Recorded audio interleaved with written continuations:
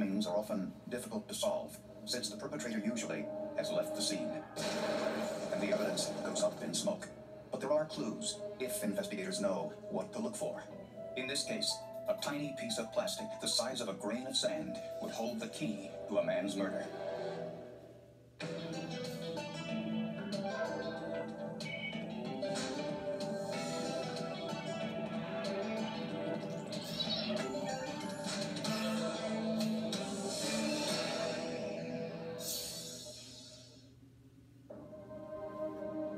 At one time, the Bethlehem Steel Mill in Sparrows Point, Maryland, was the world's largest steel-making plant. More than 30,000 employees produced an incredible 15 tons of steel per minute. 45-year-old Nathan Allen worked at the mill to support his 5 growing children who ranged in age from 7 to 16. Nathan Allen was well-liked. He was a hard-working man. He worked, and when he wasn't working, he was taking care of his children. He was dedicated to raising us kids, taking care of 5 kids with a job, and that's all he did was work and take care of us. Around 11 p.m. on May 10, 1979, Nathan Allen and a friend had just finished work and were heading home. When Nathan got into his truck and started it, there was an explosion. Nathan was blown through the windshield. He didn't die right away. He lived for a period of time, and what the doctors called was excruciating pain. They couldn't even describe it to us. Maybe we were hoping it was a mistake, but it wasn't, and we were just devastated. We didn't know what we were going to do. It was really rough. Nathan Allen died, but miraculously, the passenger, Robert Riffey, was not badly hurt. Robert Riffey received minor injuries, hearing loss, and some other minor injuries, but he survived. When questioned, Riffey was able to provide some important information. He said the explosion didn't happen until after Nathan started the truck. At first, investigators suspected that a gasoline leak might have caused the explosion, but that was eliminated fairly quickly. We could see that the crater was actually blown in towards the gas tank, not out from the gas tank, so we knew that the gas tank didn't have anything to do with the explosion. Investigators performed a grid search, examining every inch of the parking lot, and found a key piece of evidence. In one of the squares, I located what was the end cap, a small plastic rubber pipe material that is the end cap to an electric blasting cap. A blasting cap is a device used to detonate explosives. That find is quite unique. Usually, you do not find the end of the plastic cap because it's inserted into the explosives and usually is completely destroyed. And they also found small pieces of blue and yellow plastic-coated wire. And those are the colors and the type that are used in the electric blasting caps, used in the initiation for commercial type explosives or even military type explosives. The detonation wires were attached to the truck's electrical system, specifically the secondary lights, meaning the bomb exploded when the driver hit the brake lights or used the turn signal.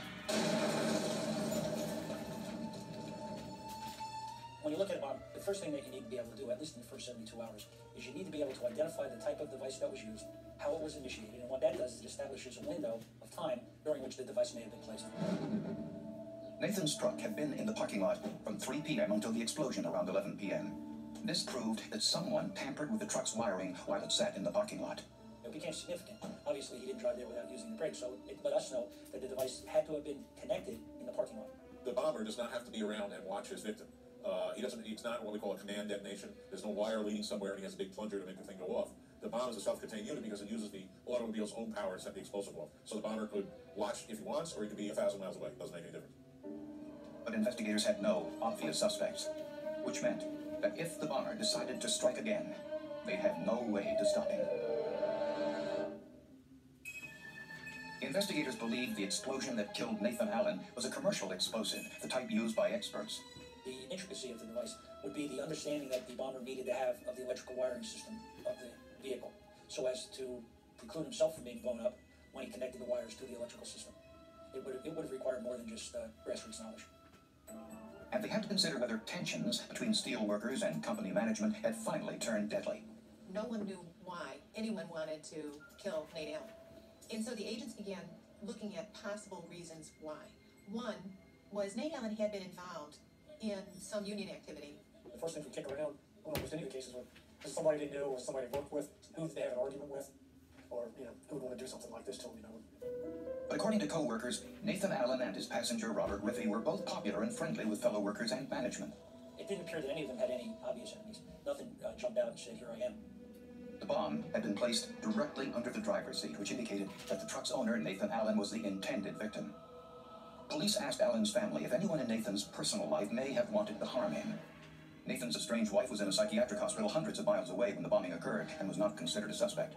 My parents were separated and divorced, and we all wanted to live with our fathers, and we did because my mom was always kind of sick, but if she didn't take her medicine, she wasn't doing real well. Nathan's aunt, Sandra Sue McFillan, took care of Nathan's children while he was at work. She and her husband Pete insisted he had no known enemies. Inspector Clouseau had a saying, we suspect everyone, we suspect no one. Basically, you need to come into an investigation like this with no predisposition. If you come in with a predisposition, you have a tendency to follow avenues that may not be the right avenues. Investigators knew that someone had armed the bomb while Nathan's car was parked at work. Unfortunately, the parking lot was open to anyone, not just employees, and there was no video surveillance. With no suspects and no apparent motive, investigators hoped debris at the bomb site would help identify the killer. One way of solving a bombing, and I believe it's the best way, is trace the evidence. Find something that's unique and trace it back to the actual bomb scene, or trace it back to the suspect. There were thousands of pieces of potential evidence in the bomb debris. Foam padding and other materials from the truck needed to be separated from potential evidence, and for that, investigators used a black light. There was material that was standing out pretty strongly, and I was able to recover them. They clearly were not pieces of fabric or other material. Palmer saw thousands of granules, each the size of a grain of sand, that looked as if they were made of plastic. Under a microscope, each one had 6 layers, each layer a different color: white, blue, white, purple, yellow, and red. I was absolutely stunned. When I found them, I didn't believe it at first. I went away, I got some coffee, I came back and I looked at them again. And then he remembered. Once I looked at them, there was nothing else it could possibly be. It was a discovery that would make scientific history. Investigators found thousands of multicolored plastic fragments, each the size of a grain of sand, in the bomb debris that killed Nathan Allen. At first they were baffled, but then they remembered. These fragments were taggants. They were put into explosives as an experiment by the ATF as an aid to investigators. It was a microscopic chip that they placed inside of the explosives themselves. They're microscopic, but they were color-coded. At the time, only 1% of all explosives had them. In addition to having the colors, the chips also had a fluorescent layer on one side and a magnetic layer on the other. Palmer called the ATF, gave them the color sequence, and he was given the corresponding date shift code. It's like finding the explosives unexploded and finding the date shift code on the explosive and being able to trace them out. And once you can do that, you can go through the records and see who bought it, or who stored it, or who stole it, or whatever it happens to be. The order of the colors indicated the code was 8DEO2A146. These meant that the explosives were made by the DuPont Company and were a brand called Tovex 220. The code number also identified the plant, the date, the time it was manufactured, and the lot number. In other words, investigators could trace the explosive from the plant to the store which sold it. This lot of explosives was sent to a dealer in West Virginia which sold them out of his garage. The dealer provided a list of every customer who had purchased Tovex 220 explosives from this lot. Back then, essentially, what you needed was a driver's license or some form of identification to be able to fill out the ATF explosive form. Today, it's a lot different. There were 15 people on the list, and investigators recognized one of them. It was Pete McFillan, Nathan Allen's uncle, whose wife babysat for Nathan's children. The taggants were the first really big break with the day shift code. Subsequently, seeing the McFillan name attached to the purchase of the explosives was absolutely significant. It was jubilation. It was like scoring a touchdown and striking a ball in the end zone. Family members couldn't believe it. My dad and my Uncle Pete, they grew up together. They were close their whole lives. They were more like brothers, probably, did anything. Sometimes he called himself Beat Bad Man. So, he wouldn't be a tough guy. I don't know how tough he was. When questioned, McFillan said he bought the explosives to remove some tree stumps on a piece of land he owned, and he said he still had them in his garage. Pete McFillan said, I found my explosives, I have them right here. We went, interestingly enough, the Tovex that he had was Tovex 210, an entirely different product. Pete McFillan wasn't able to produce the Tovex 220, which he purchased in West Virginia. And investigators discovered McFillan was an automobile mechanic who regularly serviced Nathan's truck. My father was a real good mechanic. He could fix about anything. And I was told about a week before the explosion happened that Nathan was having a problem with his brake lights, and he'd asked my father to fix them. And my father rewired his brake lights or whatever he did to the vehicle. In a toolbox in McFillan's car, investigators found some blue and yellow wires. Forensic analysts used infrared spectrography to analyze the chemical components of the wires. A beam of infrared light is passed through the material. The material that you're testing either absorbs or reflects the light. And as it absorbs or reflects the light, the graph goes up and down. And this produces a tracing. The results indicated that the plastic used to make the wires found in Pete McFillan's toolbox was identical to the plastic in the wires found at the bomb scene. Another piece of evidence that was found during the search warrant was a notebook which contained information that showed the shifts and the times that the victim worked. This information was examined forensically, and an association was made between the handwriting in the notebook and the handwriting of the suspect. Pete McFillan was arrested and charged with his nephew's murder. All investigators needed now was the motive. Investigators, family, and friends all wanted to know why Pete McFillan would murder his nephew, Nathan Allen. Family members provided possible explanation. They said that Nathan Allen and Pete McFillan's wife, Sandra Sue, used to date when they were teenagers. I imagine in around 1955, Nathan and Sue kind of hit it off, and they were boyfriend and girlfriend. I don't think there was any reason for my father to be jealous, but there was probably always that in the back of his mind that something could happen. 25 years later, Nathan was a single father, and Sandra Sue babysat his children when he was at work. Pete McFillan felt that Sandra Sue was spending entirely too much time with the Allens, particularly with Nathan Allen. And he felt that she was not spending enough time with him and not fulfilling her responsibilities as a wife to him, and felt that Nathan Allen was the person responsible for this.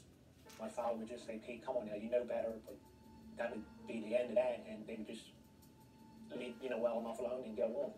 He had the potential to do something drastic. I would think from his previous experiences with my mother, he was, I think he was pretty jealous of my mother, and I know he threatened her a lot of times, threatened to kill her. Everybody knew that she did not have this affair with him. The only person that knew that there was one was my father, Pete McFillan. He had an affair in his own mind, because he was crazy. He was just a son of a bitch, that's all there was to it. He was a crazy son of a bitch. It was never an affair. Prosecutors believe jealousy got the best of Pete McFillan, who set out to kill his nephew, Nathan Allen, and he had the skills to do it. When Nathan asked his uncle to fix the lights in his truck, Pete seized the opportunity. He made a bomb using the explosives he purchased in West Virginia and attached it to the underside of Nathan's truck directly beneath the driver's seat. He mistakenly left some of the excess wiring in his tool chest. On the day of the murder, Pete drove into the Bethlehem Steel parking lot and wired the bomb to the truck's secondary lighting system.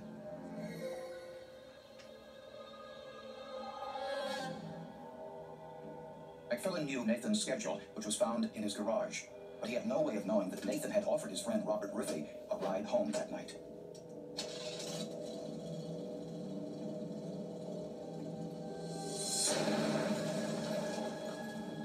Most of the evidence went up in smoke, except for the microscopic taggants put into the explosives which tied Pete McFillan directly to its purchase. Pete McFillan was tried and convicted of murder and was sentenced to life in prison. Even though we could prove that Pete McFillan might have a motive to kill Nate Allen because of his jealousy, motive doesn't take you to guilt. The only thing I believe that took us to guilt in this case was the forensic evidence. Especially the taggants was made the investigation a lot easier. I don't think we could have solved it, and I don't believe we would have got a conviction without the taggant evidence that we had. In a lot of instances, in explosive cases, you say to yourself, I know that he's the bomber, but you cannot put him forensically with the bomb. The taggants allowed us to forensically attach the suspect to the bomb. Pete McFillan was the only person in the United States to be convicted with taggant evidence. The ATF abandoned its taggant program in 1979 because of the costs involved, as well as political concerns. The explosive tagging program should continue. It provides a lot of information for investigators. It acts as a deterrent to bombers. There are a lot of reasons to tag, and the number one reason is to solve cases. Today, Switzerland is the only country with a mandatory taggant program.